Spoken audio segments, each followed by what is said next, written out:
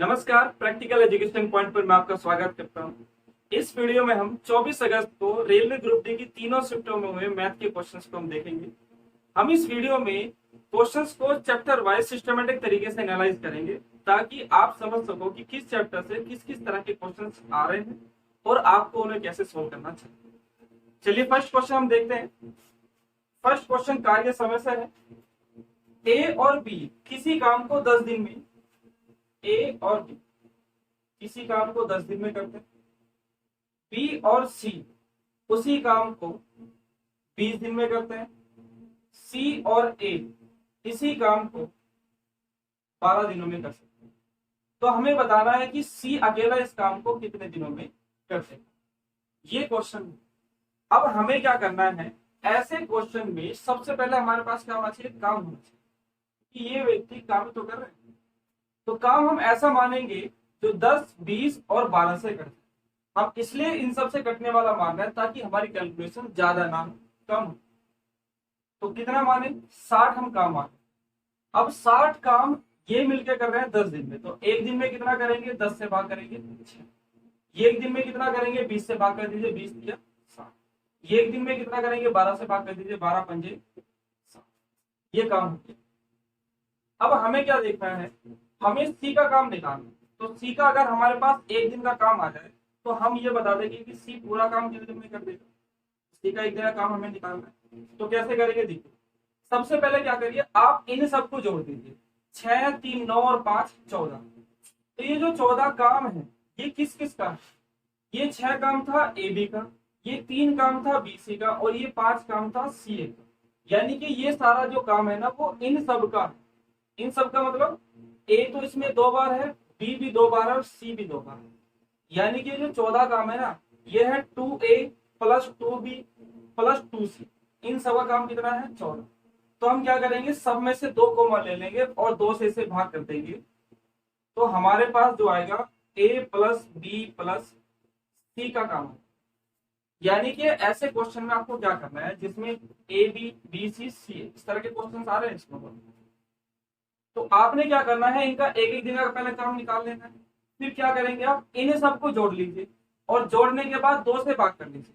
तो ये जो काम आएगा ना ये a प्लस बी प्लस सी का है। यानी कि इससे काटेंगे तो कितना आएगा ये, तो ये a प्लस बी प्लस सी का काम कितना है यहाँ पर 7। अब हमें किसका मान चाहिए, हमें चाहिए सी का। तो सी की एक दिन के काम निकालेंगे कि सी की एक दिन का काम कितना है। तो हम क्या करेंगे, तीनों के काम में से ए बी का काम हटा देंगे, सी का काम पता चल रहा है। तीनों का काम तो हमें पता है 7 और ए बी का काम कितना है वो यहां से पता चल जाएगा, कितना है 6। तो इनका अगर 6 है और तीनों का है 7 तो सी का कितना बचा है, 7 में से 6 घटा देंगे तो एक काम है सी। सी का मतलब एक दिन में एक काम का। तो हमें बताना है कि ये पूरा काम कितने दिन में, जब एक दिन में एक काम कर रहा है तो ये पूरा काम कितने दिन में कर देगा, एक से भाग कर देंगे 60। तो सी का मतलब पूरा काम 60 दिनों में समाप्त। अब हम नेक्स्ट क्वेश्चन देखते हैं। ए किसी काम को 20 दिन, ए तो करता है 20 दिन में, बी तथा सी उसी काम को क्रम से 30 और 60 दिन में पूरा कर सकते हैं। यानी कि बी करता है 30 दिन में और सी करता है 60 दिन में। यदि ए काम शुरू करे और हर तीसरे दिन बी और सी, ये बारी बारी वाले क्वेश्चन बहुत आ रहे हैं, इसको आप बड़े ध्यान से समझना। पहली वाली वीडियो में मैंने बारी बारी वाले क्वेश्चन कराए हैं, इसमें भी बारी बारी वाले क्वेश्चन, तो ये हर एग्जाम में आ रहे हैं, तो आप इसको अच्छे से समझ के देखिए। उसने कहा है कि ए काम शुरू करता है और हर तीसरे दिन बी और सी ए की सहायता के लिए आते हैं। इसका मतलब क्या है कि ए पहले दिन अकेला रहेगा, दूसरे दिन भी अकेला रहेगा और तीसरे दिन ए की सहायता के लिए, सहायता का मतलब ए तो आ ही रहा है, साथ में इसके साथ बी और सी भी आते, बी और सी हर तीसरे दिन आते। यानी कि इसके बाद वापस ए रहेगा, फिर ए रहेगा, फिर ए के साथ बी और सी आते और इसी तरह से ये सब। यानी कि जो रिपीटेशन हो रहा है वो 3 दिन के बाद हो रहा है, ए फिर ए फिर ए फिर ए फिर ए फिर ए। तो ये 3 दिन के बाद रिपीट हो, यानी कि 3 दिन की हो गई हमारी एक बारी। और इस एक बारी में कितना काम हो रहा है हम ये निकालेंगे। तो ये निकालने के लिए हम क्या करेंगे, सबसे पहले हमारे पास एक काम होना चाहिए। काम कितना माने, जो सबसे कट जाए, कितना माने यहाँ पर 60 माने। 60 काम ये 20 दिन में कर रहा है, तो एक दिन में 20 किया 60, एक दिन में 30 दूनी 60, और एक दिन में 60 ही काम 60। अब यहाँ पर ए काम कर रहा है, एक दिन में कितना करता है 3, यहाँ पर भी ए काम कर रहा है, ये भी 3 करेगा, और यहाँ पर ए बी सी तीनों काम कर रहा है, तो तीनों एक दिन में कितना करते हैं 3 2 5 और 1 6, तो यहाँ पर होगा 6, फिर 3 होगा, फिर 3 होगा, और फिर उसके बाद 6 होगा। तो एक बारी में कितना काम हो रहा है 6 3 9 और 3 12, हर बारी में देखो 12 ही काम हो, यानी कि 3 दिन की हो गई एक बारी, और एक बारी में काम कितना हो रहा है 12। हमें काम कितना कराना है, ये काम कराना है 60, टोटल काम 60 है। तो 60 काम कराने में कितना समय लगेगा, देखिए 12 काम करने में लगते हैं एक बारी, तो 60 काम करने में कितनी बारी लगेगी 5 गुना। अगर हमें काम कराना है तो 5 गुना ही बारी लगेगी, 5 ही कम 5। अब 5 गुना अगर बारी है तो 5 गुना ही फिर समय लगेगा, 5 दिया 15। बात समझ में आई, यानी कि जो पूरा काम है वो कितने दिनों में हो जाएगा 15 दिनों में। बात समझ में आई। नेक्स्ट क्वेश्चन है, 3 पुरुष और 4 महिलाएं किसी कार्य को 7 दिन में कर सकते हैं। 3 पुरुष, 3 तो है मेल और महिलाएं हैं फीमेल है 4, ये मिलकर किसी काम को 7 दिनों में कंप्लीट कर सकते हैं। 2 पुरुष, जबकि 2 पुरुष और 1 महिला, 2 पुरुष और 1 महिला मिलकर इसी कार्य को 14 दिनों में समाप्त कर सकते हैं। तो हमें बताना है कि 7 महिलाएं उसी कार्य को कितने दिनों में करेंगी। ये सारा जो काम है ना वो हमें 7 महिलाओं से कराना है, ये कितने दिनों में करेंगे, ये क्वेश्चन। तो कैसे करना है समझिए आप। एक बात समझिए, सबसे पहले हम इनकी क्षमता निकालेंगे। क्षमता निकालने का क्या तरीका है, देखिए ये लोग, ये सब मिलकर 7 दिन में जो काम कर रहे हैं वही काम ये सब मिलकर कितने दिन में कर रहे हैं 14 दिन में। इसका मतलब इन सब का 7 दिन का काम और इन सब का 14 दिन का काम आपस में क्या होगा इक्वल, तो इक्वल कर दीजिए। इन सब का एक दिन का काम कितना होगा 3m प्लस के 4 गुना एक दिन का इतना है, तो 7 दिन का कितना होगा गुना 7 दिन का इतना होगा। अब इनका एक दिन का कितना है 2m प्लस 1m, ये तो हो गया एक दिन का काम, तो 14 दिन का कितना होगा गुना, तो ये हो गया इनका 14 दिन का। ये आपस में क्या है बराबर, तो हमने इसको बराबर कर। अब जो कट रहा है उसे काट दीजिए, बस कैलकुलेशन हमें यहाँ पे करनी है। 7 ही कम 7 और 7 दूनी 14। इसे आप एमडीएस वाले फॉर्मूले से भी कर सकते हैं, बाकी ये तरीका बहुत आसान है इसलिए मैं आपको इसे करता हूँ। एमडीएस वाला भी यही है, बस नीचे एक आ जाता है उसमें और कुछ नहीं है, एक ही गुना कर दीजिए इसमें। 3m प्लस 4f बराबर 2 की गुना करेंगे तो 4m प्लस 2f। अब m को एक साइड कर लीजिए और f को एक साइड कर लीजिए। इसको आप इधर लेके जाएंगे तो 4 में से 3 घटाएंगे तो 1m बचेगा बराबर। इसको आप इधर लेके जाएंगे तो 4 में से 2 घटाएंगे तो ये 2f बचेगा।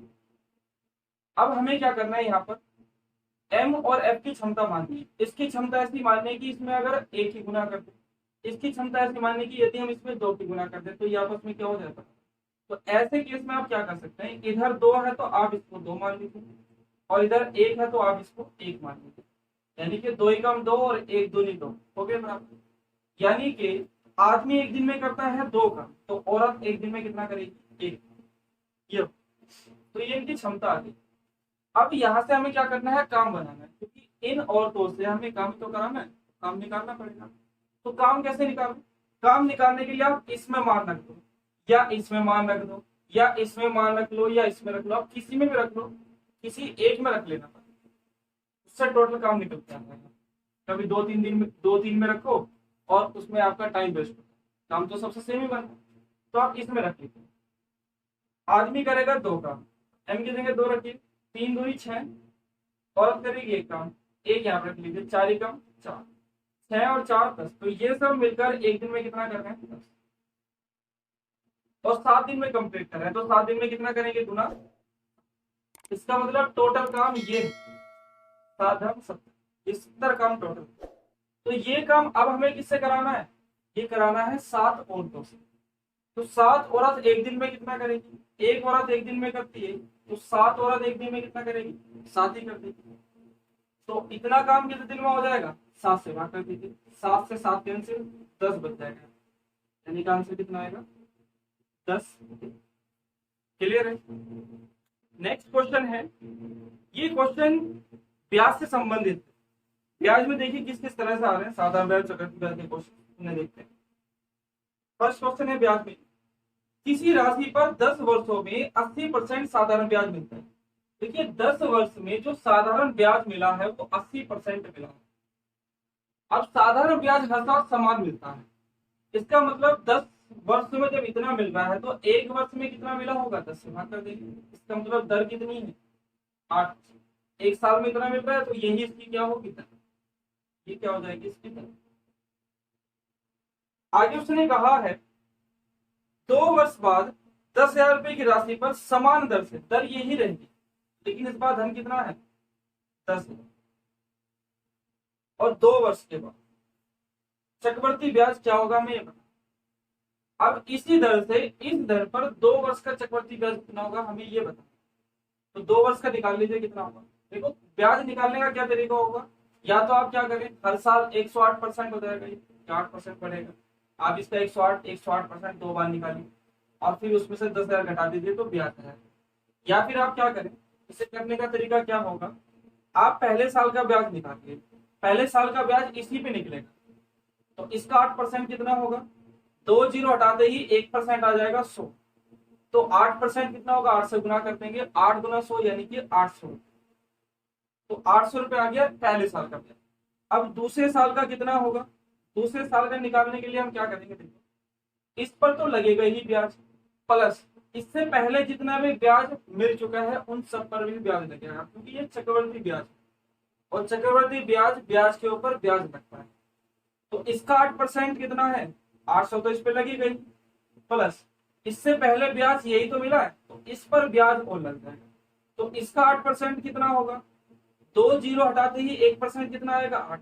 जब 1% 8 है तो 8% कितना होगा, 8 गुना कर दीजिए, 8 64। तो 64 रुपए यहाँ पर ब्याज और मिल जाएगा। तो 2 साल का जो चक्रवृद्धि ब्याज होगा ना वो ये होगा, सबको जोड़ लीजिए, आंसर आएगा 1664। ये इसका आएगा। कोई कंफ्यूजन है। नेक्स्ट क्वेश्चन है, 2 वर्षों का साधारण ब्याज 1,000 रुपए। क्वेश्चन देखिए इजी आ रहे हैं, बस थोड़ा सा आपको उनको समझना है कि कैसे हमें करना। 2 वर्ष का जो साधारण ब्याज है वो 1,000 रुपए है। अब देखिए साधारण ब्याज हर साल समान मिलता है, पहले साल जितना साधारण ब्याज मिलेगा दूसरे साल भी उतना ही मिलेगा अगर समान धनराशि और समान ब्याज दर रहेगी। तो यहाँ पर तो ब्याज दर समान ही है क्योंकि इसमें बदला कुछ है नहीं इसमें। तो उसने कहा है कि 1,000 रुपए ब्याज मिलता है कितने साल का, 2 साल। तो एक साल का कितना होगा, 2 से भाग कर देंगे। इसका मतलब हर साल उसे 500 रुपए ब्याज मिला है उस धनराशि पर। पहले साल का ब्याज साधारण ब्याज कितना था, 500, और दूसरे वर्ष का भी साधारण ब्याज कितना है, इसका मतलब 500। ये तो हो गया साधारण ब्याज। अब हमें बताना है कि उसी धनराशि पर उसी दर से चक्रवृद्धि ब्याज क्या, उतने ही समय का भी। तो समय कितना था, 2 वर्ष। तो चक्रवृद्धि ब्याज निकालना है, दर कितनी है इसकी, 8%। अब आप एक बात समझिए, जो चक्रवृद्धि ब्याज हम निकालते हैं ना वो मूलधन पर पहला जो ब्याज लगता है वो डायरेक्ट मूलधन पे लगता है। फिर उसके बाद जो दूसरे साल का ब्याज लगता है वो मूलधन पे तो लगता ही है, प्लस इससे पहले जितना ब्याज मिलता है ना उस पर और ब्याज लगता है। यानी कि बस हमें यहाँ पर ब्याज के ऊपर ब्याज ही ऐड करना है और कुछ ऐड नहीं। तो इसका 8% निकाल लीजिए कितना होगा, इसका 1% कितना होगा, 5। 8% कितना होगा, 8 पंजे 40। इसका मतलब 40 रुपए बस यहाँ पर ब्याज और ऐड करना। तो ये हो जाएगा चक्रवृद्धि ब्याज। चक्रवृद्धि ब्याज कितना बना है, 1,000 तो ये है ही, 40 और बढ़ जाएगा। तो इसका मतलब 1,040 रुपए इसका चक्रवृद्धि ब्याज। क्लियर है। नेक्स्ट क्वेश्चन अनुपात समानुपात से है, देखते हैं किस तरह से क्वेश्चन आए इसमें। इसमें फर्स्ट क्वेश्चन है कि 2, 8 तथा 3, 2, 8 और 3 कि चतुर्थ अनुपात ज्ञात कीजिए। अब इसका चतुर्थ अनुपात बताना है। देखो चतुर्थ अनुपात का क्या मतलब होता है, फर्स्ट अनुपात समान, यहाँ पे अनुपात का साइन लगेगा, सेकंड समानुपात, थर्ड अनुपात, ये होगा। इसका एक बार आप तरीका समझ लीजिए बस क्या है, क्योंकि इसमें कई सारे क्वेश्चन इसके ऊपर आ रहे हैं, हर एग्जाम में आ रहे हैं, हर शिफ्ट में आ रहे हैं, तो आपको कैसे करना है इनको उसको समझ लीजिए। देखो इसमें होता क्या है कि जितने गुना ये है, समझ लेना तरीका क्या है, कैसे ये चल रहा है, जितने गुना ये है आपको उतने ही गुना इसको कर देना है। जैसे अगर ये चीज इससे 3 गुना तो ये भी इससे 3 गुना ही, क्लियर है। फर्स्ट तो ये, अगर ऐसे कैलकुलेशन आपको समझ में नहीं आ रही है, मान लीजिए यहाँ पे अलग अलग नंबर इस तरह से रखे हुए हैं कि गुना आप समझ नहीं पा रहे, तो आप क्या कर सकते हैं, आप इस तरह से कर सकते हैं कि इस वाले से इसकी कैलकुलेशन देखिए कि जितने गुना ये है उतने गुना फिर इसको आप इससे कर दीजिए, आप ऐसे भी कर सकते हैं। और अगर मान लीजिए ये भी समझ में नहीं आ गया तो फिर लास्ट ऑप्शन है कि अंदर अंदर वाले की गुना कर दीजिए और बाहर बाहर वाले की गुना कर दीजिए, यानी कि फर्स्ट गुना फोर्थ बराबर होगा सेकंड गुना थर्ड। आप ये तरीका लगा दीजिए सब में, ये सब में काम करें। बस कैलकुलेशन इससे थोड़ा सा टाइम ज्यादा लग जाए कैलकुलेशन करने में, इससे आप थोड़ा जल्दी कर सकते। जैसे इसमें देखिए ये फर्स्ट है, ये सेकंड है, ये थर्ड है और फोर्थ में निकाल। आप चाहो तो इसे ऐसे भी लिख सकते हैं जैसे ये लिखा हुआ है, इनमें समानुपात लग जाएगा और यहाँ पर अनुपात लग जाएगा। तो हम क्या करेंगे, देखो ये इससे 4 गुना है, 2 चौक 8, 4 गुना है, तो आप इसे भी 4 गुना कर दीजिए, 3 चौक 12। बात समझ में आई, सॉरी 12। तो ये इसका आंसर हो जाएगा। आप चाहो तो इसमें मान के भी निकाल सकते हो कि फर्स्ट का मान कितना है 2, फोर्थ का मान हमें निकालना है, सेकंड का मान कितना है 8 और थर्ड का मान कितना है 3। तो 2 से इसे काटेंगे कितना आएगा 4, और 4 दिया कितना होगा 5, फोर्थ संख्या कितनी होगी हमारी 12। आप इस तरह से भी इसका आंसर निकाल सकते हैं, क्लियर है। नेक्स्ट क्वेश्चन है 12, 18, 20 के चतुर्थ अनुपात ज्ञात कीजिए। 12, 18 और 20, इसका चतुर्थ अनुपात हमें बताना है कि यहाँ पर क्या हो। तो अभी आपको बताया कि जितने गुना ये उतने गुना ये, आप देख लीजिए कि ये जो है इससे 1.5 गुना है, तो ये भी इससे 1.5 गुना हो, तो इसका 1.5 गुना करेंगे तो 30 इसका आंसर आ जाएगा। या फिर ये वाले मान आप इसमें रख दीजिए, फर्स्ट का मान कितना है 12, फोर्थ का मान हमें यहाँ से निकालना है बराबर, सेकंड और थर्ड की यहाँ पे गुना कर देंगे, 18 गुना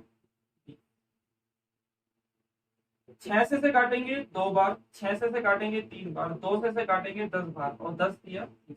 तो जो फोर्थ संख्या आएगी वो आएगी, जो फोर्थ अनुपात होगा वो कितना आएगा 30। नेक्स्ट क्वेश्चन है 10 तथा 50 का तृतीय अनुपात ज्ञात कीजिए। 10 और 50, ये इस बार 2 ही संख्या दी है और इसका तृतीय अनुपात पूछ लेगा। इसमें देखो 4 संख्याएं हैं लेकिन उसने 2 दी और तीसरा पूछा, यानी कि 3 संख्याओं के ऊपर क्वेश्चन। तो ऐसे क्वेश्चन में आपको कैसे करना है समझिए। इसमें हम क्या करते हैं कि जितने गुना ये है ना, जितने गुना ये, कितने गुना है ये 5 गुना, तो अगर हमें तृतीय अनुपात निकालना है तो इसी को एक बार और आप 5 गुना करते, यानी कि 5 गुना 50 कितना होता है 28, जो इसका आंसर आएगा वो कितना आएगा 28। यानी कि इस चीज को अगर हम इस तरह से रखना चाहते हैं तो किस तरह से रखेंगे, अगर ये फर्स्ट अनुपात है, ये सेकंड है और ये थर्ड है, इसे हम इस तरह से लिखते हैं फर्स्ट अनुपात सेकंड समानुपात सेकंड अनुपात, तो जितने गुना ये होगा उतने गुना इससे। ये 10 है, ये कितना है 50, दोनों जगह सेम रहेगा 50, और ये कितना हो जाएगा, ये 5 गुना तो ये भी 5 गुना 250। ये बात समझ में आ गई। और इस चीज को अगर आप इस तरह से लिखना चाहते हैं तो क्या करेंगे, सेम तरीका है अंदर अंदर की गुना, तो सेकंड गुना सेकंड यानी कि सेकंड का वर्ग बन जाएगा, बराबर हो जाएगा बाहर बाहर की गुना, यानी कि फर्स्ट गुना थर्ड। इसके ऊपर आपसे क्वेश्चन पूछे जा सकते हैं, तो आप इसको आप ध्यान से समझिए, खुद भी बना सकते हैं आप। तो आप इसको ध्यान से समझकर और उसके जो भी क्वेश्चन होंगे कर सकते हैं, clear. Next question profit and loss से है। इसमें कहा गया है कि 12 वस्तुओं को 440 रुपए में बेचने पर 7 वस्तुओं के क्रय मूल्य की जितनी हानि होती है। अब देखिए, अगर हानि या लाभ आपको निकालना है तो आपके पास दो चीज का होना जरूरी है, एक तो क्रय मूल्य और एक विक्रय मूल्य। कितने में आपने खरीदा है और उसको कितने में बेचा है, ये दोनों आपको पता होने चाहिए, तभी आप उसका लाभ या हानि निकाल सकते हैं। अब उसने 12 वस्तु बेची है, तो 12 वस्तु का कॉस्ट प्राइस यानी कि 12 और 12 ही वस्तु का सेलिंग प्राइस यानी कि 12, ये 12 वस्तु का सेलिंग प्राइस है, ये 12 वस्तु का कॉस्ट प्राइस, ये हमने लिख रहा है, ये हमें पता होना चाहिए। अगर वो इनको बेच रहा है तो 7 वस्तु के क्रय मूल्य जितनी हानि हो, अगर हानि हो रही है तो आप मुझे बताइए, ये आप खुद से सोचिए कि इसका विक्रय मूल्य अधिक होगा या क्रय मूल्य अधिक। अगर हानि हो रही है, देखिए हानि तब होती है जब हम वस्तु को सस्ते में बेच देते हैं, यानी कि जितने में हम उसे खरीद के लेकर आए ना, उससे भी कम में बेच देंगे तब हानि होगी, यानी कि उसका विक्रय मूल्य कम होना चाहिए क्रय मूल्य से। तो ये क्या है, कम, और ये क्या है, अधिक। अब ये कितना कम है या ये कितना अधिक है, उसने कहा है कि 7 वस्तु के क्रय मूल्य के बराबर हानि, यानी कि 7 वस्तु का जो क्रय मूल्य होगा ना, जो रेट बनेगा, उतने रुपए ये कम में जा रही है। तो इन दोनों का जो अंतर होगा ना, वो 7C आए, 7 वस्तु के क्रय मूल्य, ये इनका अंतर है। और ये कम है और ये ज्यादा। अब इन दोनों को हमें क्या करना है, इक्वल करना है। इस तरह से हमें इन चीजों को सोचना है ताकि ये इक्वल हो जाए। अब इक्वल हो जाए तो उसके लिए क्या कैलकुलेशन करनी है, उसको समझिए आप। देखिए, अगर मान लीजिए दो संख्याएं हैं, एक तो है 15 और एक है 10, तो ये चीज इससे क्या है, 5 ज्यादा, या ये चीज इससे क्या है, 5 कम, यानी कि अंतर तो 5 है ना। जैसे यहाँ पर अंतर 7C है, 7C का मतलब 7 वस्तु के क्रय मूल्य के बराबर जितना भी रुपया आएगा वो इनका अंतर होगा। जैसे यहाँ पे 5 का अंतर, वैसे यहाँ पे 7C का। तो अगर हमें इन दोनों को इक्वल करना है तो क्या करें। अब देखिए, ये ज्यादा है, कितना, 5, तो आप इसमें से या तो 5 घटा दीजिए, कितना बचेगा, 10, तो ये आपस में बराबर हो जाएगा। या फिर ये कम है, कितना कम है, 5, तो आप इसमें 5 जोड़ दीजिए। यानी कि आपको दो काम में से एक काम करना है, या तो कम वाले में जोड़ दीजिए तब बराबर हो जाएगी, या फिर ज्यादा वाले में से घटा दीजिए तब बराबर हो जाएगा। दोनों में से एक करना, ऐसा नहीं कि दोनों ही कर दो, वो तो गलत हो जाएगा। तो आप इसको समझिए। तो यहाँ पर ये क्या है, ज्यादा, और ये क्या है, कम।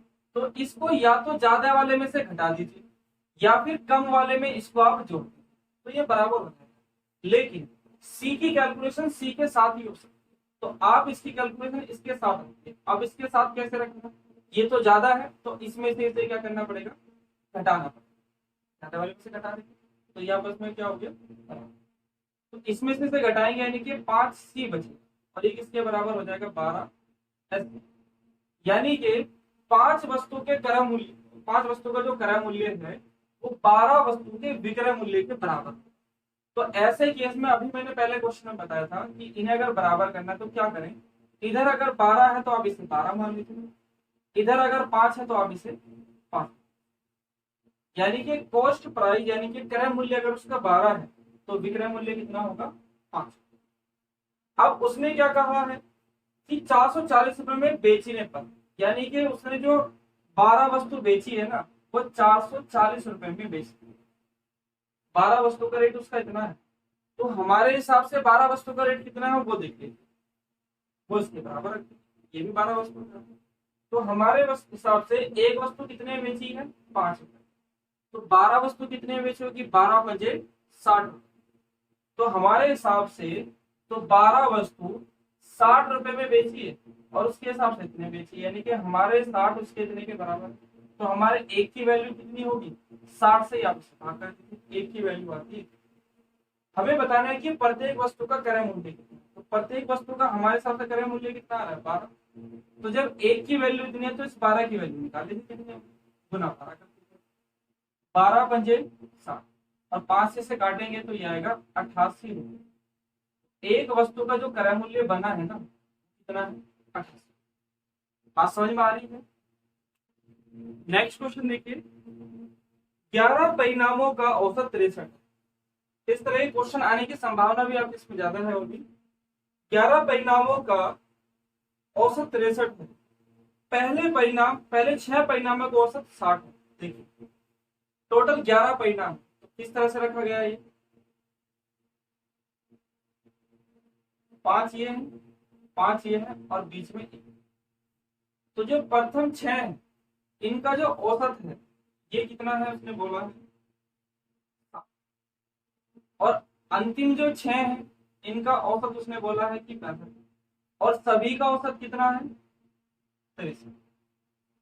ये चीज तो हमें बताना है कि ये जो मध्य की संख्या है ना, छठी संख्या, ये क्या है, ये कितनी है, ये बात हमें बतानी है।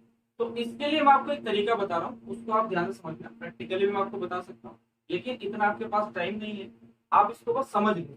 बहुत इजी तरीका है।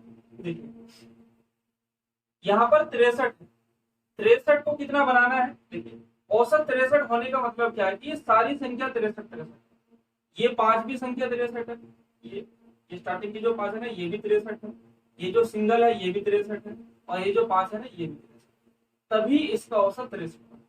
ये बात समझ में आई? अब हमें यहाँ पे क्या करना है? देखिए यहाँ पर हमें देखना है कि इन सबको 63 से कितना बनाना है? 60, यानी कितने की कमी करनी है? 3। तो एक में कितनी करनी है? 3।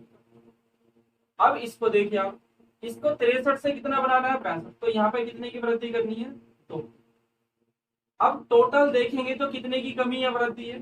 3 में से 2, माइनस के 3 में अगर 2 जोड़ेंगे तो ये आएगा माइनस के 1।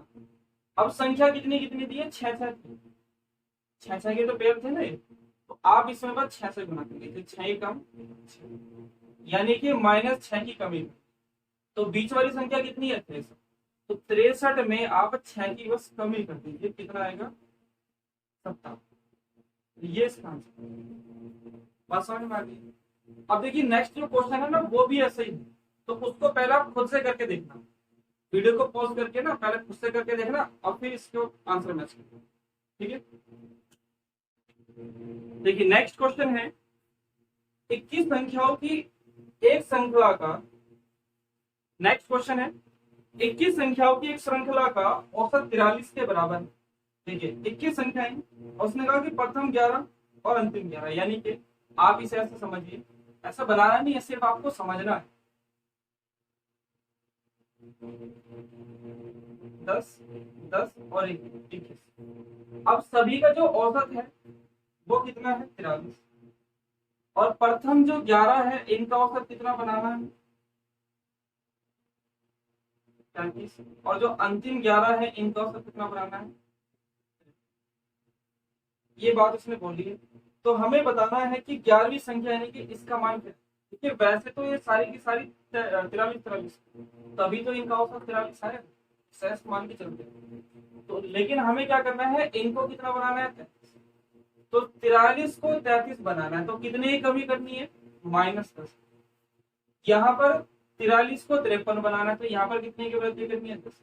तो कुल मिला के कितने की वृद्धि या कमी करनी है? इसमें से जोड़ेंगे तो कितना आएगा? 0 आएगा। संख्या कितनी है? ये 11 है, तो 11 से इसमें गुना करेंगे तो कितना आएगा? 6। यानी कि ये जो बीच वाली 43 थी ना, सब 43 की होती है ये, इसमें क्या करना है? 0 जोड़ दो या 0 घटा दो, कितना आएगा आंसर? 0 जोड़ दो या 0 घटा दो, आंसर फिर भी कितना आना है? 43। इसका आंसर कितना होगा? 43। क्लियर है? आपका भी यही आया होगा। अगर यही आया है तो कमेंट करके जरूर बताइए। नेक्स्ट क्वेश्चन है 5 4 x तथा 7। 5 4 x तथा 7 इन सब का माध्य, माध्य का मतलब होता है औसत।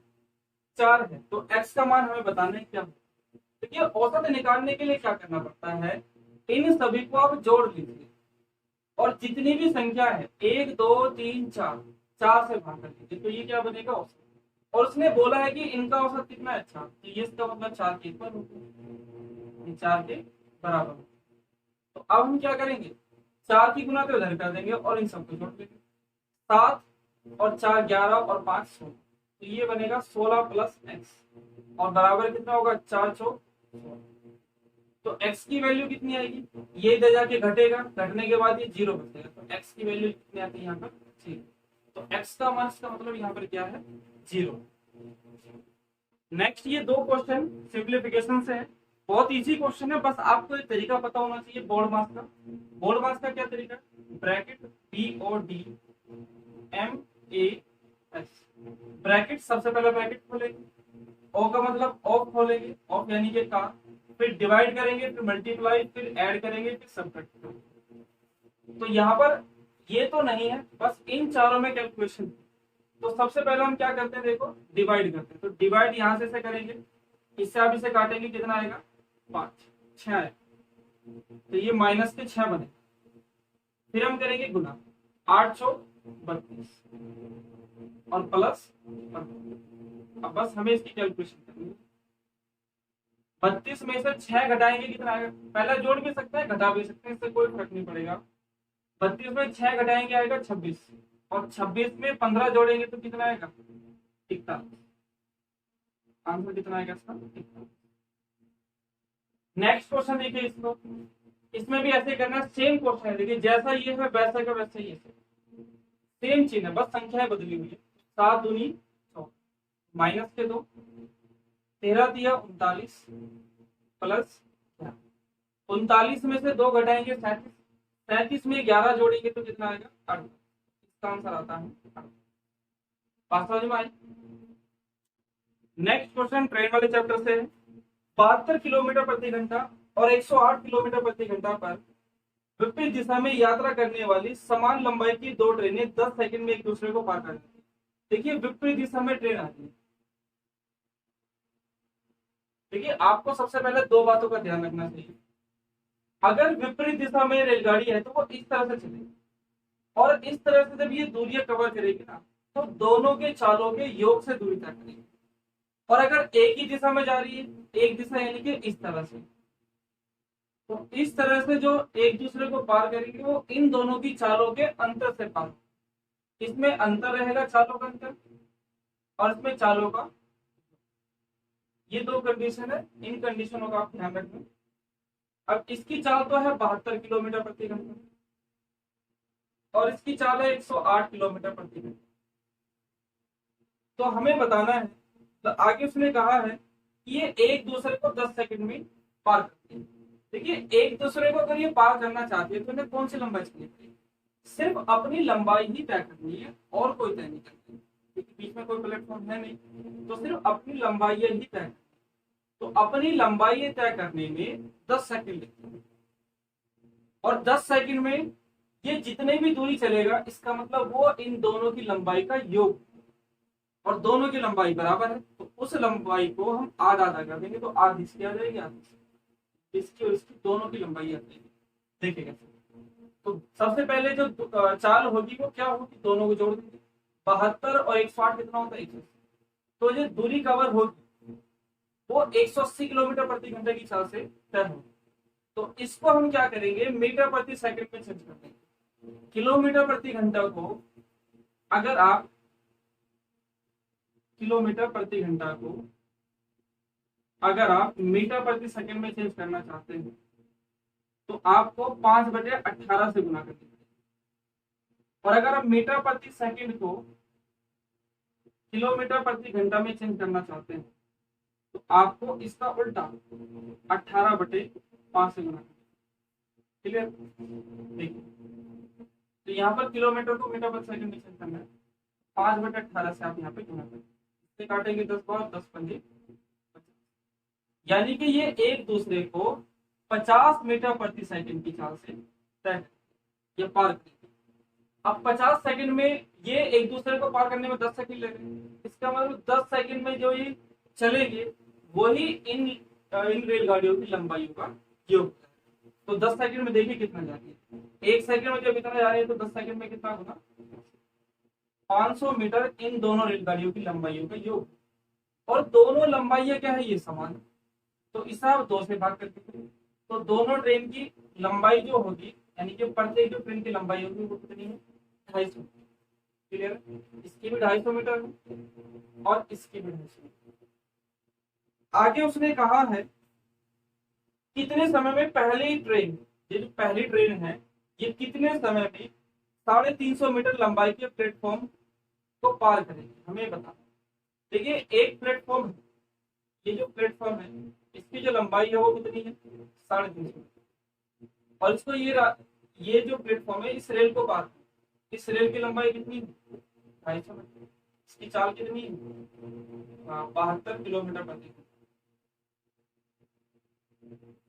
तो अगर ये रेलगाड़ी इस प्लेटफॉर्म को पार करना चाहती है तो इसे कितनी लंबाई चलनी पड़ेगी, इसे चलनी पड़ेगी अपनी प्लस प्लेटफॉर्म। तो दोनों का आप जोड़ दीजिए, 250 प्लस 350, तो ये आता है 600 मीटर की दूरी तय करनी थी। और ये 600 मीटर की दूरी किस चाल से तय करेगी, इस चाल से। तो इस चाल से देख लो कि 600 मीटर जाने में कितना समय लगेगा। तो 72 किलोमीटर प्रति घंटा को पहले आप मीटर प्रति सेकंड में चेक, किलोमीटर को मीटर प्रति सेकंड में चेक करना है। 5/18 होगा, 18 चौक 72, 4 पंजे 20, 20 मीटर प्रति सेकंड से ये इसको पार करेगा। तो ये आएगी इसकी चाल। इस चाल से इतनी दूर जाने में देख लो कितना समय लगेगा। 1 सेकंड में जाती है ये 20 सेकंड, 20 मीटर। तो 600 मीटर जाने में कितना समय लगेगा, 1 सेकंड में जब 20 जा रही है तो 20 से भाग करके 600 मीटर जाने में कितना समय लगेगा, इसे 30 सेकंड। आंसर क्या आएगा इसका, 30 सेकंड। बात समझ में आ रही है आपको। नेक्स्ट क्वेश्चन है, ये एलसीएम से है, आपको इसमें ए और बी का एलसीएम बताना है कि ए और बी का एलसीएम क्या। देखिए ए का मान है ये और बी का मान है ये, तो इनका एलसीएम क्या होगा। एलसीएम का मतलब है कि जो इन सब से कट जाए और छोटी से छोटी है तो वो क्या होगा, एलसीएम। तो एलसीएम लेने के लिए हमें क्या करना पड़ता है, जो इसमें सबसे बड़ी संख्या होगी। जैसे 3 की पावर यहाँ पर कितना है, 2, यहाँ पर 3 की पावर कितना है, 2, तो मैक्सिमम 3 की पावर कितनी है, 2 है। तो इसके हिसाब से जो उसका एलसीएम होगा वो 3 की पावर 2 रखना पड़ेगा।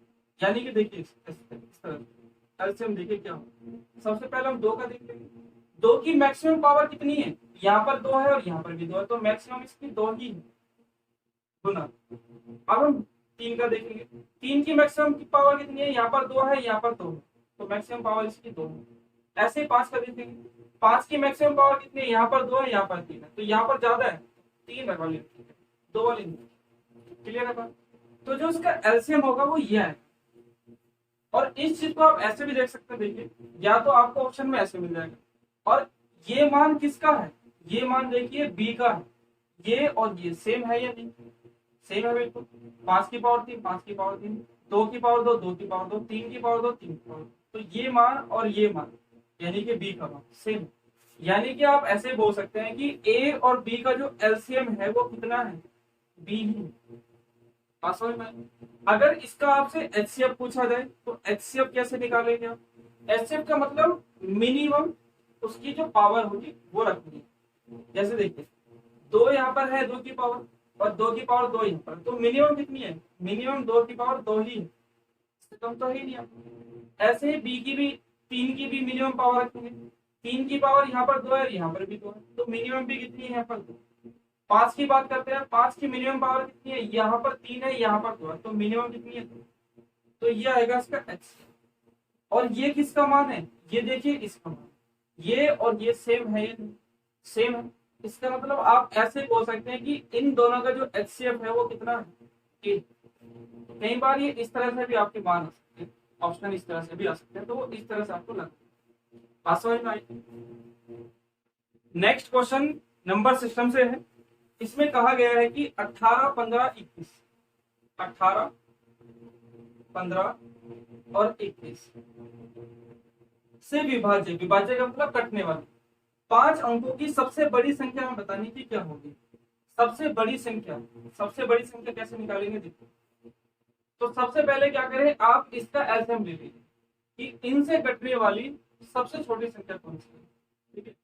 अभी 5 अंकों की उसी से हम सबसे बड़ी संख्या निकालेंगे, इसका आप एलसीएम ले लीजिए। एलसीएम लेने का तरीका आपका कुछ भी हो सकता है, आप चाहो तो इसे ऐसे फैक्टर करके भी कर सकते हैं, 18, 15 और 21 इस तरह से भी आप सोल्व कर सकते हैं। या फिर आप एलसीएम लेने का ये तरीका समझ सकते हैं कि आप इसके सबसे छोटे फैक्टर करके 3 गुना 7, 3 गुना 7, तो इनमें सबसे बड़ी संख्या है ना उसका फैक्टर कर लीजिए 3 गुना 7।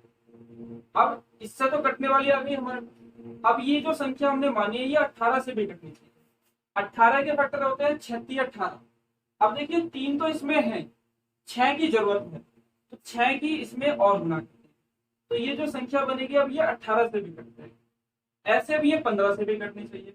15 के फैक्टर होते हैं 3 गुना 5, 3 तो है, 5 इसमें कहीं नहीं है, तो 5 की इसमें और गुना कर दीजिए, तो ये कितना आएगा, 6 पंजे 30 और 7 तिया 21, 21 गुना 30, 21 तिया 63, 630।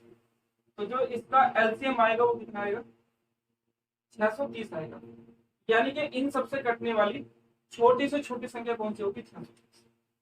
लेकिन हमें ये मान नहीं पता, हमें बताना है कि 5 अंकों की सबसे बड़ी संख्या कौन सी है जो इन सबसे कट जाएगा, मतलब वो इससे कट जाएगा। तो 5 अंकों की सबसे बड़ी संख्या कौन सी होगी, जिसमें 5 अंक सबसे बड़े हो, सबसे बड़ा अंक 9, तो 5 बार लिख लीजिए। तो इसको हमें क्या करना है, 630 से भाग करना है। अब 630 से भाग करने पर क्या करना है, देखो सबसे बड़ी संख्या निकालने का क्या तरीका होगा, इससे भाग कर लीजिए। भाग करने के बाद जितना भी शेष बचेगा, जो भी शेष बचा उसको क्या करना है, हमें इसमें से घटा देना है। देखो छोटा सा एग्जांपल मैं आपको यहाँ समझा रहा हूँ, यहाँ पर बताता हूँ क्या कहना चाह रहा हूँ। जैसे ये 48 हमें 7 से भाग करना, मान लीजिए 45, 7 से भाग करना, हमें देखना है कि 7 से कटने वाली अंतिम संख्या क्या होगी, 45।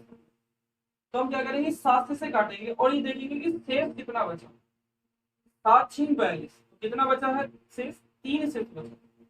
तो जितना भी शेष बचा है ना उसे आप इसमें से माइनस करें, जो एक्स्ट्रा है ना तो आप इसमें से माइनस करें, कितना बचेगा, 42 बचेगा। तो ये लास्ट संख्या होगी 45 तक में जो 7 से पूर्ण कर।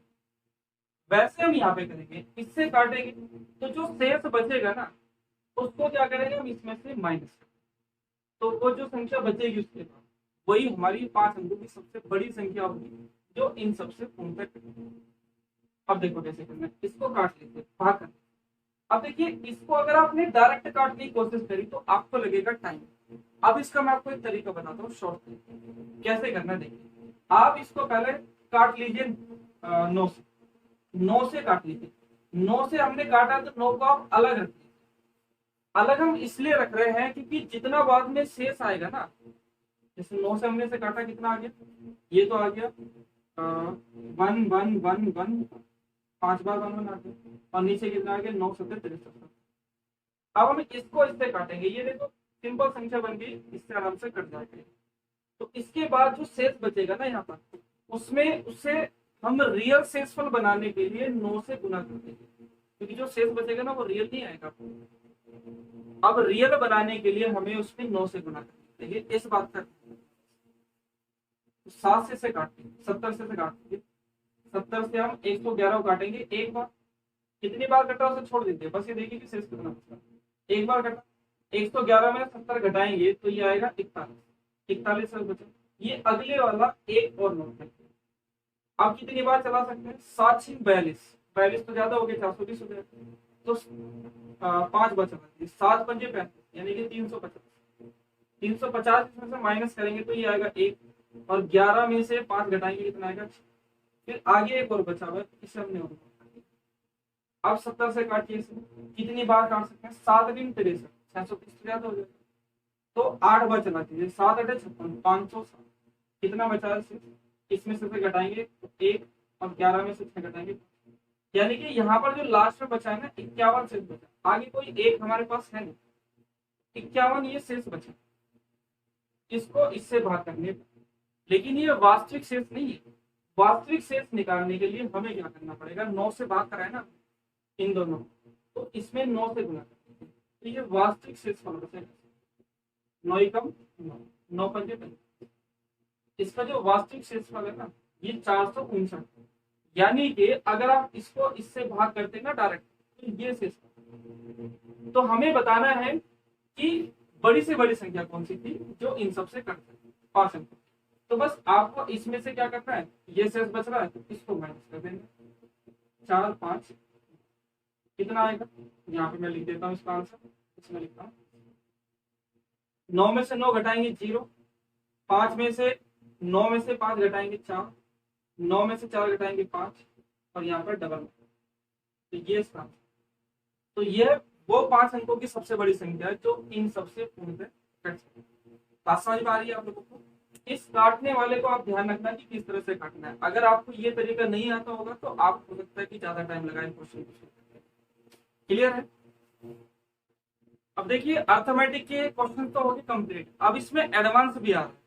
एडवांस के ज्यादा हैवी क्वेश्चन नहीं, अच्छे नॉर्मल क्वेश्चन, बस आपको उनको ध्यान से समझना है कि किस तरह के क्वेश्चन आ रहे हैं और यही क्वेश्चन बार बार रिपीट होता है, तो बस इनका तरीका आपको समझ लेना चाहिए।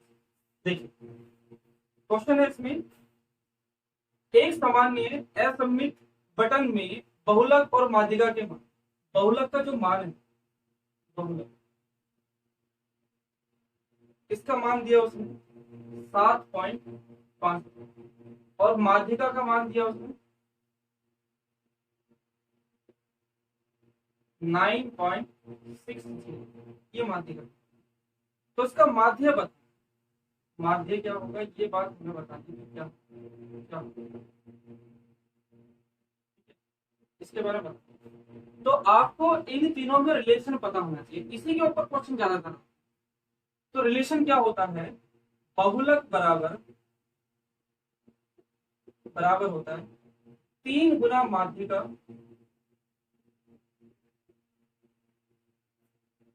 माइनस 2 गुना माध्य।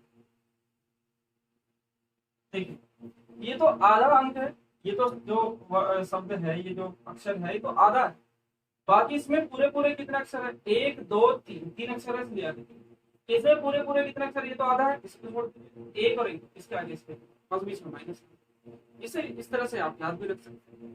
तो बस ये मान उठा के इसमें रखने और आंसर, तो इसको आप इधर लेके जाइए प्लस का हो जाएगा और इसको आप इधर लेके जाइए माइनस। तो 2 गुना माध्य बराबर हो जाएगा, 2 गुना माध्य बराबर हो जाएगा 3 गुना माध्यिका माइनस बहुलक। तो माध्यिका का 3 गुना का, तो माध्यिका कितनी है इसमें 9.06, इसका बस 3 गुना कर दीजिए और माइनस ये बहुलक इधर जाएगा, तो बहुलक कितना है इसमें 7.5, ये इसमें से 3 की गुना कर दीजिए, 36 18 दोनों एक साथ आ जाएंगे और 9 माइनस 7.5, इसमें से आप इसे माइनस कर दीजिए। 8 में से 2 घटाएंगे 6, यहाँ पर 1 बच रहा, एक यहाँ पास लेंगे 11, 11 में से 5 घटाएंगे 6 पॉइंट, यहाँ पर बच गए 26, 26 में से 7 घटाएंगे 19, तो ये आएगा 2 गुना माध्य, 2 गुना माध्य। अब 2 से हम क्या करेंगे, इसे भाग कर देंगे, यानी कि ये जो है नीचे चला जाएगा, 2 से काटेंगे तो ये आएगा 2 नीम 18, 2 अठे 16 और 2 3 तो 9.83 इसका आंसर। बात समझ में आ रही है? देखिए नेक्स्ट क्वेश्चन भी बिल्कुल सेम ऐसा ही है, इसमें बस क्या कहा गया, पहले जो क्वेश्चन था उसमें सारे मान रियल दिए थे और इसमें सारे मान अनुपात, बस और आंसर भी अनुपात में पूछा, इतना है। देखिए उसने क्या कहा है कि यदि किसी निश्चित आंकड़े के बहुलक और माध्यिका का अनुपात 9:8, 9:8, ये बहुलक और माध्यिका का, तो बहुलक क्या है आगे वाला, तो आप इसे 9 मान लीजिए, अनुपात में है ना, तो या तो 9x मान लीजिए या फिर 9 ही मान लीजिए, 9 भी मानोगे ना आंसर तब भी सही है। अगर आप इनके साथ x ऐड करना चाहते हो तो x भी ऐड कर सकते हैं, तब भी इसका आंसर सेम है। और माध्यिका कितनी है इसकी 8, और माध्य हमें यहाँ पे बताना है कि क्या, उठा के मान इसी में रख लीजिए, बिल्कुल सही, वही मान यहाँ पर दिए हुए हैं और वही चीज यहाँ पे हमें निकालना, तो इसको आपको इधर ही लेके आना है, 2 गुना माध्य 3 गुना माध्यिका, तो माध्यिका कितनी है इसमें 8, गुना 8 कर देंगे माइनस, बहुलक इधर जाके माइनस है, तो 8 या 24, 24 में से 9 घटाएंगे तो कितना आएगा 15, तो माध्य का मान कितना आएगा 2 से भाग कर देंगे, 7.5 इसका आंसर। माध्य कितना आएगा इसका 7.5।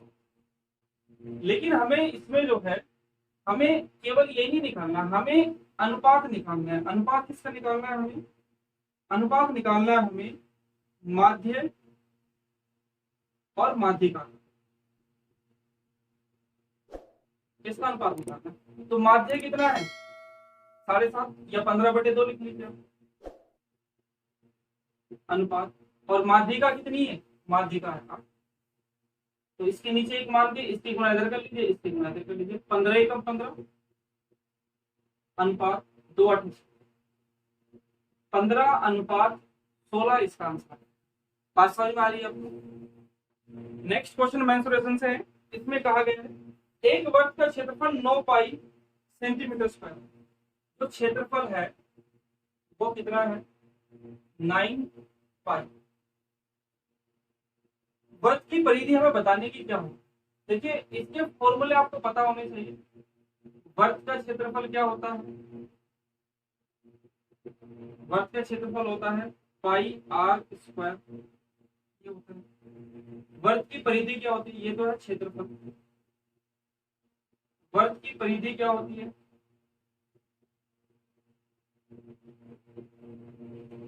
परिधि ये होती है 2 पाई, ये होती है। और व्यास क्या होता है, व्यास ये होते हैं त्रिज्या का डबल, यानी कि ये चीज आपको पता होनी चाहिए। उसने कहा है कि क्षेत्रफल ये है, क्षेत्रफल होता क्या है पाई आर स्क्वायर, यानी कि ये जो मान है ना ये पाई आर स्क्वायर के बराबर है, यानी कि 9 पाई इसके बराबर है। तो यहां से हम पाई से पाई को काट सकते हैं। ये आर स्क्वायर के बराबर क्या आ गया मान, 9 आ गया। आर जो स्क्वायर है वो इसके ऊपर अंडर कर जाएगा, और आर की वैल्यू यहाँ से कितनी आती है, आर की वैल्यू आती है। और हमें मान क्या चाहिए था, परिधि का मान चाहिए। परिधि का मान, परिधि का फॉर्मूला क्या होता है, 2 पाई। तो 2 पाई आर का मान कितना है, परिधि ये इससे निकल के आएगी हमारी परिधि। आंसर कितना था, 3 दूनी 6 ये सेंटीमीटर में बन दिया सेंटीमीटर। बात समझ में आई। नेक्स्ट क्वेश्चन देखिए, एक अर्धवर्त का व्यास 21 सेंटीमीटर। देखिए एक अर्धवर्त है, ये अर्धवर्त, इसका जो व्यास है ये टोटल कितना है 21, त्रिज्या कितनी होगी 21, टोटल है ये 21 सेंटीमीटर। हमें अर्धवर्त का परिमाप बताने क्या, देखो जो पूरा वर्त होता है उसका परिमाप कितना होता है 2 पाई आर। पूरा वर्त तो होता है 2 पाई आर। आधा वर्त ये पूरा तो होता है 2 पाई। तो ये जो आधा वर्त है कितना, इसका क्षेत्रफल कितना होगा, इसकी माप कितनी होगी, इसे आधा कर देंगे तो पाई आर, पाई, ठीक है। तो ये तो होगी सिर्फ इस गोलाई गोलाई, लेकिन हमें इस अर्धवृत्त का परिमाप निकालना है। परिमाप में केवल ये नहीं आता, इसके साथ साथ ये भी आता, यानी कि ये परिमाप होता है चारों बाउंड्री। तो ये चारों बाउंड्री ये है, तो ये टोटल देखो, ये तो हो गया कितना, इसमें ये और ऐड करना है, यानी कि इसमें व्यास और ऐड करना है प्लस 2r। तो आर की जगह आप डी भी लिख सकते हैं, व्यास होता है डी। ये 2r ही तो है, सीधा आप डी भी लिख सकते हैं। उठा के मान इस पर, पाई का मान कितना है 22/7।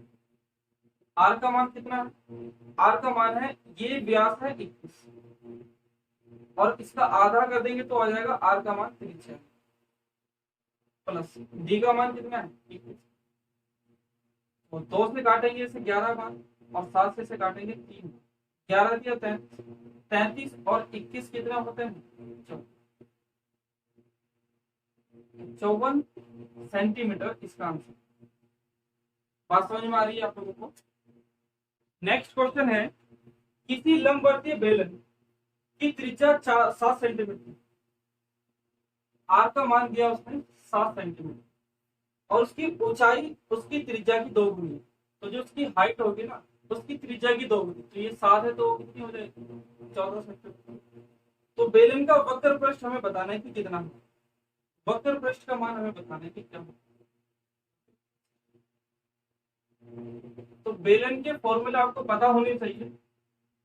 बेलन का आयतन, आयतन अगर आप निकालना चाहते हैं तो वो होता है पाई आर स्क्वायर एच, ये तो होता है इसका। अगर बेलन का वक्र पृष्ठ निकालना, वक्र पृष्ठ क्या होता है? वक्र पृष्ठ होता है उसकी गोलाई, जो उसकी चार ओर की गोलाई होगी ना, वो तो है उसका वक्र पृष्ठ। उसका मान होता है 2πr/h। ये तो होता है वक्र पृष्ठ। और अगर संपूर्ण पृष्ठ निकालना है तो बेलन के ऊपर और नीचे का ढक्कन का क्षेत्रफल और निकाल जोड़ना है। संपूर्ण पृष्ठ यानी कि अगर आपको निकालना है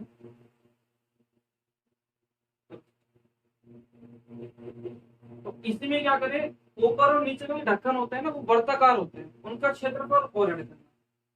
2πr/h प्लस ढक्कन यानी कि वर्त का क्षेत्रफल क्या होता है, πr²। और एक ऊपर है एक नीचे है, तो डबल कर देंगे उसको, तो 2πr²। आप चाहो तो इसमें से कॉमन ले सकते हैं, 2πr कॉमन ले सकते हैं, तो यहाँ पे क्या बचा h प्लस ये मान। तो ये बेलन के सारे फॉर्मूले हिसाब देख लीजिए। तो वक्र पृष्ठ का हमें मान निकालना है। वक्र पृष्ठ क्या है, 2πr लिखा हुआ, इसमें उठा के बस मान रखना है और इसमें कुछ है नहीं। तो पाई का मान कितना है, 22/7। आर का मान कितना है, 7। और एच का मान कितना है, 7 से 7 कैंसिल हो जाएगा, 1 22 दूनी 44, 44 गुना 14, 14 चौका 56, 6 से लगा 5, 14 चौका 56 और 5 61 सेंटीमीटर स्क्वायर। वक्र पृष्ठ यानी कि क्षेत्रफल है तो ये स्क्वायर में आएगा, टू दिया। बात समझ में आई? नेक्स्ट क्वेश्चन देखिए, एक समांतर चतुर्भुज के आधार की लंबाई 15 सेंटीमीटर। देखिए समांतर चतुर्भुज किस तरह से होता है, इस तरह से। इसके जो आधार की लंबाई है वो कितनी है, वो है 15 सेंटीमीटर। और जो इन दोनों के बीच की दूरी है ये है यानी कि हाइट, ये कितनी है। तो हमें इसका क्षेत्रफल बताना है कि क्या होगा। देखो चाहे ये समांतर चतुर्भुज हो या समचतुर्भुज, इसका जो क्षेत्रफल होता है ना, इसका जो तरीका है क्षेत्रफल निकालने का, अगर इस तरह की आकृति है, इसमें एक भुजा दे रखी है यानी कि आमने सामने के समान होती है, और इन्हीं दोनों के बीच की अगर दे रखी है दूरी, तो आपको क्षेत्रफल का तरीका क्या लगाना है, समांतर भुजा गुना उनके बीच की दूरी, बीच की।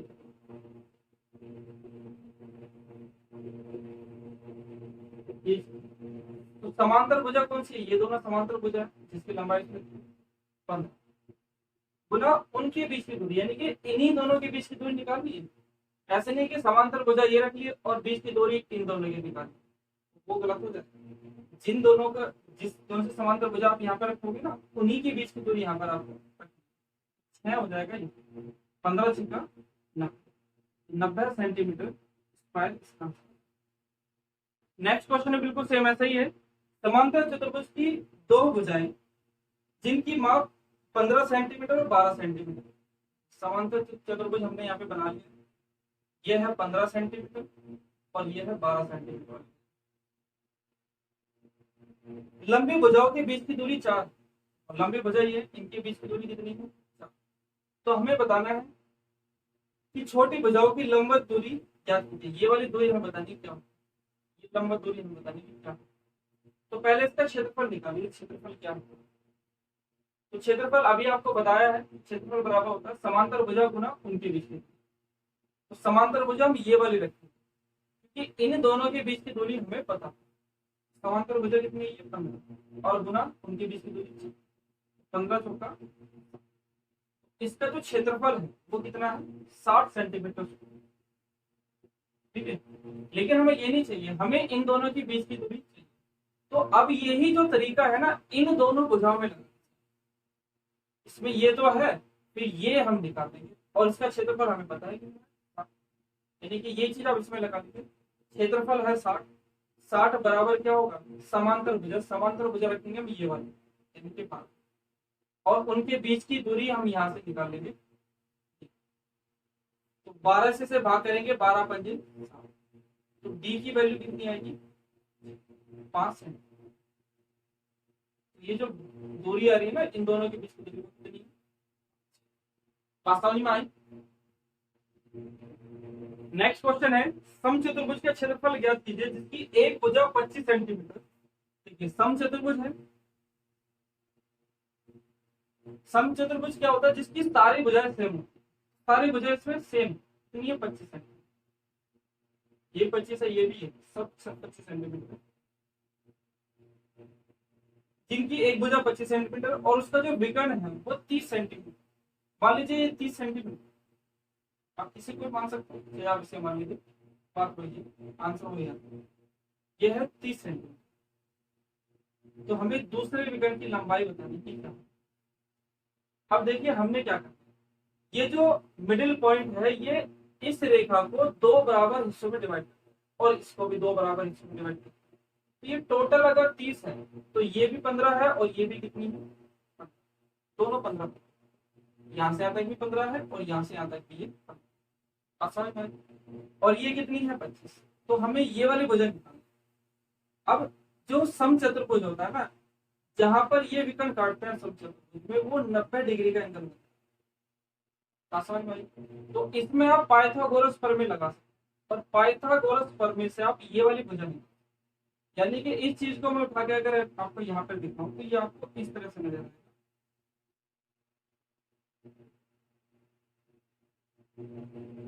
ये है 15, ये है 15, ये 90 डिग्री और ये है। ठीक है, अब देखिए ये कुछ इस तरह से नजर आ रहा होगा आपको, ये 3, ये 4, ये, क्योंकि जब इसे काटेंगे ना 5 से काट लीजिए, 5 5 25, 5 3 15, तो ये दोनों 5 और 3 ही तो आ रहे हैं। इसका मतलब यहाँ पर कितना है, 4 है, क्योंकि ये रिलेशन होता है 3 4 5। इसका मतलब इसी रिलेशन को बस 5 गुना बढ़ाया हुआ है, 5 गुना 5 गुना 25, 5 गुना 15, तो इसे 5 गुना बढ़ा देंगे, 5 जो 20। इसका मतलब ये मान कितना है, 20। या फिर आप इसमें पाइथागोरस प्रमेय लगा के भी इसका मान निकाल सकते हैं। तो ये हो गया 20, और ये अगर 20 है तो ये भी 20 होगी, क्योंकि दोनों भुजाएं क्या होती है, आधी आधी। पूरी बड़ी भुजा का, पूरे बड़े विकर्ण का ये आधा होता है और आधा ही ये होता है। तो ये 20 है तो ये भी क्या होगा, तो ये पूरा विकर्ण कितना बनेगा, 20 और 20 40 सेंटीमीटर। बात क्लियर है? नेक्स्ट क्वेश्चन पे चलते हैं। नेक्स्ट क्वेश्चन है, हमें इसके मूल निकालने की मूल। देखो मूल निकालने का क्या तरीका, एक तो तरीका यह है कि आप इससे फैक्टर कर लीजिए। फैक्टर कैसे करेंगे, 30 और 9 की गुना करेंगे, 30 निमा 270। तो 270 के हमें ऐसे फैक्टर करने हैं कि गुना करके तो आए 270 और जोड़ के यहाँ पे प्लस लगा हुआ है ना, इसका मतलब जोड़ के आना चाहिए कितना, 37 इतना। तो आप इसे कैसे कर सकते हैं, 27 गुना 10, 27 गुना 10 करेंगे 270 बनेगा, और 27 में 10 जोड़ेंगे कितना बनेगा, 37। तो उससे आप इसे सोल्व कर सकते हैं। या फिर आप क्या करेंगे, देखिए इसे जोड़ना ही तो है, 27 गुना 10 ये फैक्टर आ रहे हैं, तो आप इसमें लिख लीजिए माइनस के 10 और माइनस के 27। ये तो बन रहा है, क्योंकि इन्हें जोड़ेंगे तभी तो 37 आएगा, और इन दोनों की गुना करेंगे 30 आएगा, और इनको जोड़ने पर ये भी माइनस का ये माइनस का जुड़ तो जाएंगे, लेकिन माइनस का इसमें। तो ये आपको पता होना चाहिए। ठीक है, बाकी आपको जो तरीका है उससे भी कर सकते हैं, मैं इसका आपको शॉर्ट तरीका बता रहा हूँ कैसे आप इसे फास्ट कर सकते हैं। ठीक है, गुना करना कैसे, 270 270 कैसे फैक्टर करना है कि गुना करके तो है 270 और जोड़कर कितना है 37, तो 10 गुना 27 ये है। अब इन्हें जोड़ के हमें लाना है 37 नहीं, माइनस के 37, तो दोनों के आगे माइनस होना चाहिए, तभी तो जुड़ने के बाद 37 बनेगा। तो अब हमें इसके क्या करने हैं, मूल निकालने हैं। तो मूल निकालना तो क्या करें, सबसे पहले तो इनके चिन्ह विपरीत कर दीजिए, ये माइनस का तो प्लस का, और ये प्लस माइनस का है तो ये भी क्या होगा, प्लस, क्योंकि वो x माइनस के 10 बनेगा और 10 उधर जाके प्लस के तो बनेगा, ऐसे ये x माइनस के 27 बनेगा, 27 उधर जाके प्लस का बनेगा, इसलिए ये बनेगा। और जो यहाँ पर आगे है उससे आप इसे तो ये बन जाएगा इसके मूल, तो 9 तिया 27 और ये आएगा 10 बटे, तो ये बनेगा 10 बटे, तो ये बनेगा इसके मूल। आसान पाई। नेक्स्ट क्वेश्चन त्रिकोणमिति से है, इसमें हमें इसका मान निकालना है, तो इसके लिए आपको क्या करना होगा, ऐसे क्वेश्चन में हमने क्या करना है कि देखो, अगर हम यहाँ पर इसको प्लस मान के ऊपर नीचे गुना कर देते हैं तो इसका हो जाएगा स्क्वायर, तो इससे एक बाहर आ जाएगा, और यहाँ पर ये एक स्क्वायर माइनस साइन स्क्वायर हो जाएगा, और उसको हम लिख सकते हैं कोस स्क्वायर। यानी कि देखिए, इसका चिन्ह विपरीत करके आप ऊपर नीचे गुना करते 1 प्लस के साइन ए बटे 1 प्लस के साइन, तो ये स्क्वायर हो गया 1 प्लस के साइन ए का स्क्वायर, और ये क्या हो जाएगा कंजुगेट। ये जो है इसमें फॉर्मूला लग रहा है, ये माइनस में लिखा हुआ ये प्लस में लिखा हुआ, जब गुना करेंगे तो ए स्क्वायर माइनस की बी स्क्वायर वाला फॉर्मूला लिखेगा, यानी कि 1 माइनस के साइन स्क्वायर ए बन जाएगा, और इसके ऊपर क्या है, तो इसको हम क्या लिख सकते हैं, ये अंडरूट से बाहर आ जाएगा तो 1 प्लस के साइन ए आएगा, और नीचे क्या आएगा, इसकी जगह देखिए आप क्या रख सकते हैं, कोस स्क्वायर ए, ये आप इसकी जगह रख सकते हैं, क्योंकि 3 सरल समीकरण होती है, ये आपको पता होनी चाहिए। 3 सरल समीकरण क्या होती है, sine square theta plus cos square theta बराबर एक होती है सेक स्क्वायर थीटा बराबर 1 प्लस टेन स्क्वायर थीटा, एक होती है कोसेक स्क्वायर थीटा बराबर 1 प्लस कोट स्क्वायर, ये पता नहीं। अब देखिए यहाँ पर ये क्या है, इधर जाके माइनस हो जाएगा तो 1 माइनस के साइन स्क्वायर थीटा हो जाएगा, और वो और ये एक ही तो बात है, इसके बराबर क्या आ जाएगा कोस थीटा, तो हमने कोस थीटा किया, और जब ये अंडरूट हटेगा इसके ऊपर से तो ये कोस थीटा बचेगा। ठीक है, तो इस कोस थीटा को एक बार तो रख दीजिए इसके नीचे, एक बार रख दीजिए अलग अलग, तो ये बनेगा 1 बटे cos theta plus A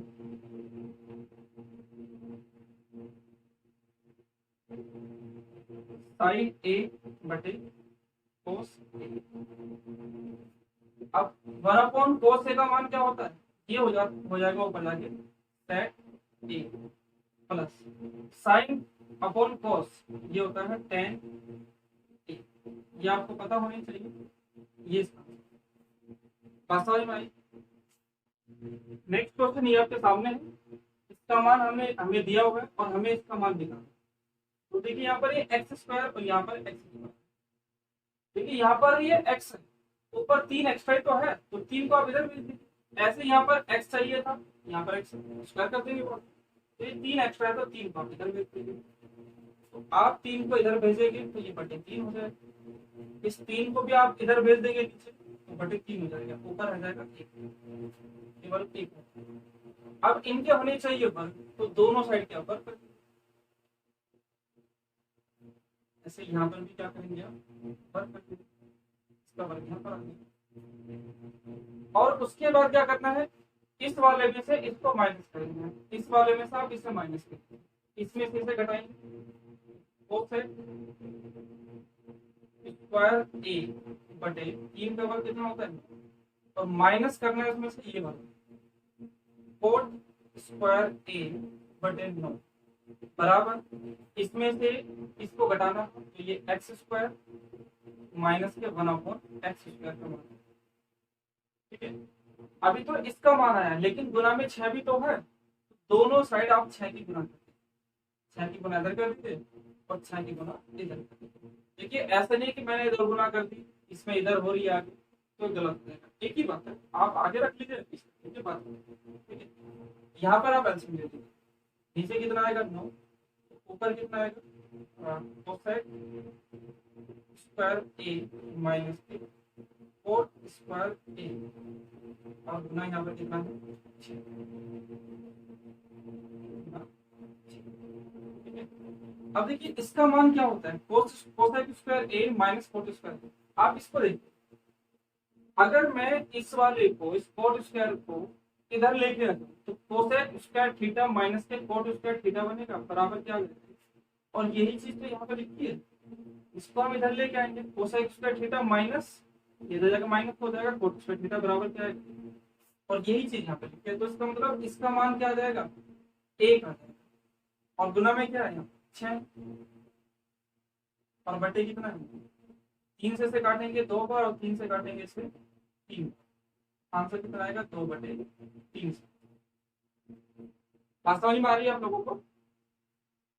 next question ये है, इसमें हमें x का मान ये दिया होगा और हमें इसका मान निकालना है। इस तरह क्वेश्चन आ रहा है, लेकिन ये बहुत इजी है, हार्ड नहीं है बिल्कुल भी। ये देखिए फॉर्मूला बनता है, यानी कि इसको हम इस तरह से भी लिख सकते हैं, x² माइनस 2 इंटू 2x और प्लस 2 ये। तो देखिए इसमें क्या है, ये a² का मान है, ये b² माइनस 2ab, ये तो बन रहा है।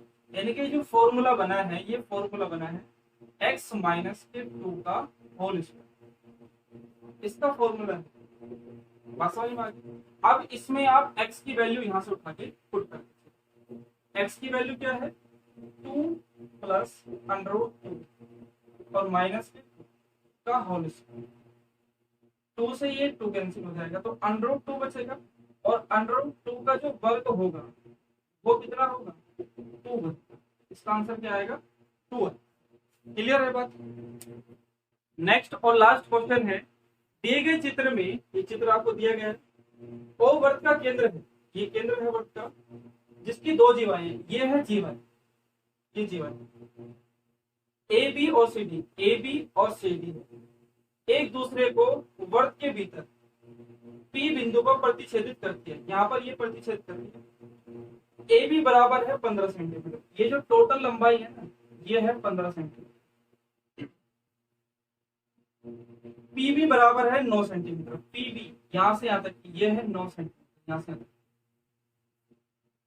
सी बी बराबर 3, सी पी ये है, यहाँ से यहाँ तक की ये है 3। तो हमें बताना है कि पीडी की लंबाई क्या होगी, ये पीडी के बराबर बताना है कि ये लंबाई क्या होगी, ये क्वेश्चन। तो इस क्वेश्चन को देखो क्या करना है, इसके लिए आपको क्या तरीका याद रखना है। इसमें होता है कि यहाँ से यहाँ तक की गुना यहाँ से यहाँ तक की भुजाओ, यहाँ से यहाँ तक की भुजा और गुना यहाँ से यहाँ तक, यानी कि एपी गुना पी बी बराबर, ऐसे इधर सीपी गुना पी डी, बस इसमें मान रख लेना 5 हो जाएगा। देखिए एपी यानी कि यहाँ से यहाँ तक की पहले लंबाई देखनी।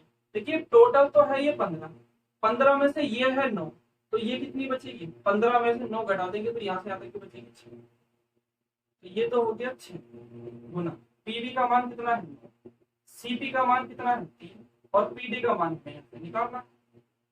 3 से काटेंगे 3 बार, 6 दिया 18, तो पीडी की जो वैल्यू है वो कितनी आती है 18 आती है, 6 दिया। तो बात समझ में आई आप लोगों को? ये आपको कैसा लगा जो अब मैंने आपको कराया है? समझ में आ रहा है तो वीडियो को लाइक जरूर कर दें। नमस्कार।